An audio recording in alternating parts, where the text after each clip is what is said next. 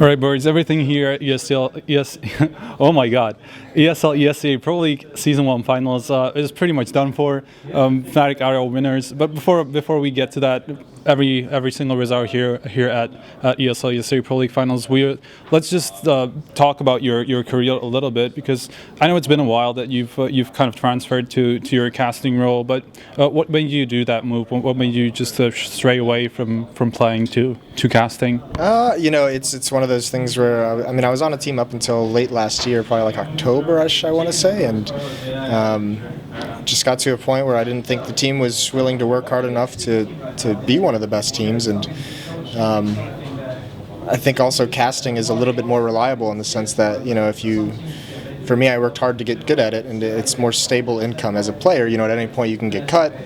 You have to rely a little bit, especially in North America, on being able to travel and winnings. And if you don't have great sponsorship, there's a lot of things that go into having a stable income as a player.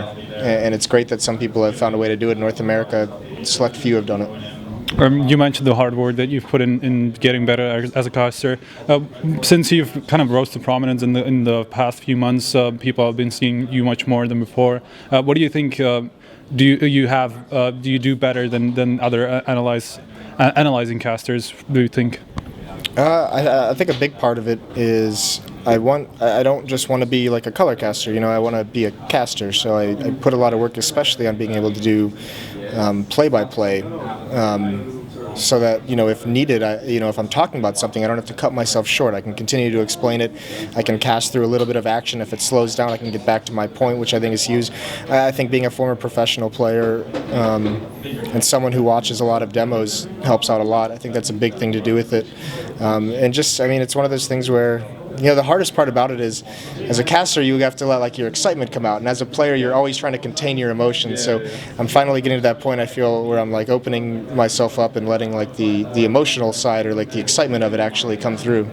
So do you feel like you have to? I don't want to say fake. The word this kind of feels wrong, but do you feel like you have to fake the emotions that from a pretty great kill, but still as a player you don't see that as great as, for example, the viewers who don't have such experience, who don't have such skill as yourself as a player? Do you feel that way?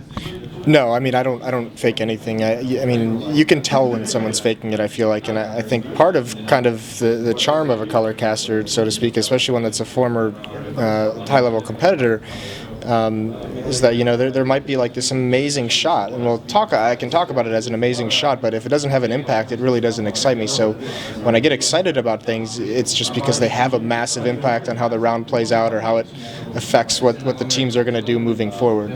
For example, the shroud second round does too. Yeah, that one you don't have to fake anything with that. That is just that was an unbelievable piece of work, and it's also helpful with casters like Anders and D-Man, as your co-casters. They have so much experience between them, so it's really easy as well to get caught up in their excitement, and that helps me as well. All right, so getting into the results here at ESL ESEA Pro League Finals, being someone that had a lot of time watching the NA teams, watching Keith starts as well, did you at all expect any of the North American teams do as well as Cloud9 did? No, but I did expect Cloud9 to get to the quarterfinals, and it would have depended on who they faced. I had a good feeling about Cloud9 versus Envy. Honestly, even in the finals against Fnatic, I didn't think Cloud9 would do that well. You look at the fact that they should have won Overpass, they should have won Dust 2, and that's pretty insane that they ended up losing that series 3-1, because that's a little bit of a bummer. But never expected CLG to upset Fnatic. Never expected Keithstars to upset TSM. Those two results on the same day were just the most insane thing ever, back to back. Really, Cloud9 was the only team I thought that had a great chance of doing well in this tournament, and they did. But CLG also, props to them. So Keithstars, CLG, Cloud9, only Luminosity really didn't really bring up anything, but they're kind of a new team. Do you feel like they still need some time to get some experience going? Yeah, and I think they need to. They needed this experience for sure. They have some talented players, and then they can do some damage. I think that the biggest trouble for them was they ran into Virtus Pro, who's like unbelievably good against North American teams. I mean, even Cloud9, I'm telling you, facing Fnatic in the grand finals was like made them so happy because no North American team wants to even mess with Virtus Pro. They're just unbelievably talented against our region, and just dominant. And then Envy as well is just Illuminati seems to struggle with those teams who like really do a really good job of no respect. Like, you know, they'll loosen things up and play a little bit of more of like a pug freewheeling style. And Virtus Pro and Envy are both very good at that. All right. So, as once again, as someone who watches NA a lot and watches the matches, the league there, who do you think is going to be the next big thing? Do you think it's going to be Cloud9, who just showed really good performances here, or do you think it's going to be someone like with more stable tactics and like strategy wise? I mean, I think Cloud9 is gonna stay pretty much at the top, and I think based off this result, I mean, they can be top 4 competitors at every event they go to if they play much like they did at this event. And that could be scary too, because we're just now, I mean, Shroud, this was the first tournament where he really showed carry potential for his team throughout a whole match and a whole map. And if he can keep that pace up, I mean, he's going to be considered one of the top 10 players in the world. That performance he had tonight against Fnatic on certain maps was unreal. I'm hoping that Liquid is going to be the next big American team, at least, the North American team, because they've looked good.